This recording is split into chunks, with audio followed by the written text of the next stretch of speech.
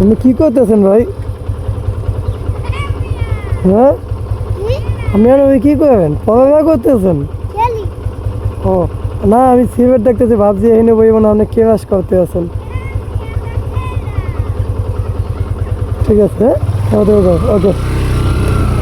Hello guys, আসসালামু আলাইকুম। এটা হচ্ছে আমার যে সেই ফার্স্ট ব্লগিং, যে ব্লগিংয়ে আমি সর্বপ্রথম যে বাইক ড্রাইভিং করতেছিলাম, যে বাইক ড্রাইভিং ছিল আমার এফজেড ভার্সন 2 নিয়ে, এবং এটা নিয়ে আমি এখন রাইডার ভিডিও বানানোর শ্যুট নিতেছি।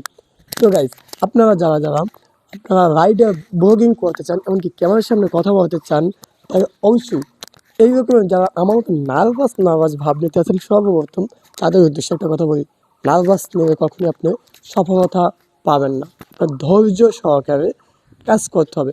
আপনার প্রথম ক্যামেরাটা সামনে নিতে হবে, ক্যামেরার সামনে কথা বলতে হবে। তারপর যখন আমি এই যে রাইডিং করব, তখন এই যে রাইডিং ভিডিওগুলো নিতে হবে।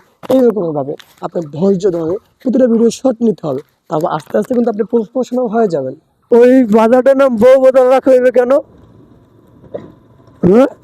মাথার দিয়ে বলে দোকান মাথার দিয়ে দোকান তো সবই মহিলা ওই জায়গায় সর্বত মহিলা সবাই দোকান দিয়েছে।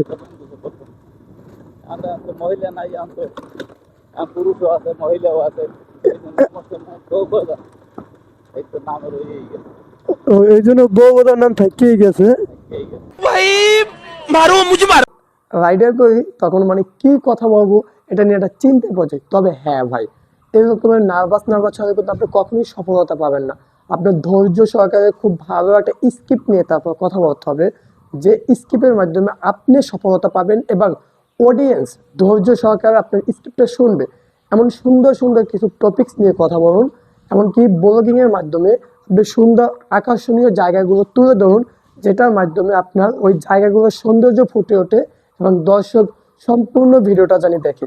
এরকম করতে করতে আপনি আস্তে আস্তে সফলতার দিকে এগিয়ে যাবেন। আপনার অডিয়েন্সেরা অনেক খুশি হবে যে আপনি খুব সুন্দর সুন্দর ভিডিও দিতে যাচ্ছেন।